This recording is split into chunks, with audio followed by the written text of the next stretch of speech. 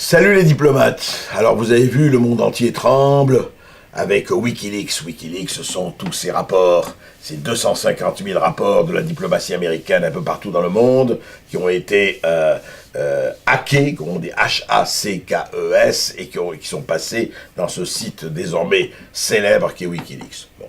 Outre qu'on trouve des choses que, effectivement, tout le monde savait, il y a quand même des détails amusants, des détails intéressants, mais surtout, ça pose le problème du secret ou pas.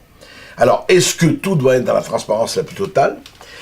Est-ce qu'une diplomatie peut vivre dans le miroir permanent du public? Évidemment pas.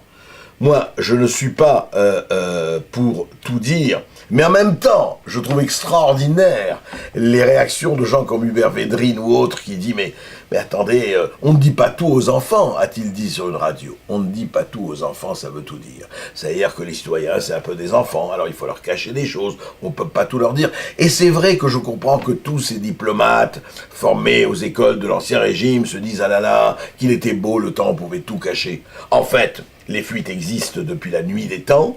À l'époque, simplement, il n'y avait pas Internet. Mais imaginez un peu ce qu'il y aurait eu Internet au moment de Mitterrand, de la Francisque, de René Bousquet et de Mazarine et autres et autres et autres.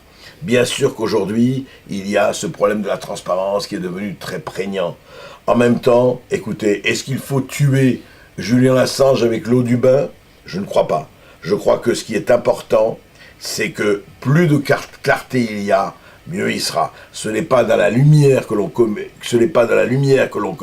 des effets, des méfaits, mais bien dans l'ombre. Alors, éclairez-vous le plus possible.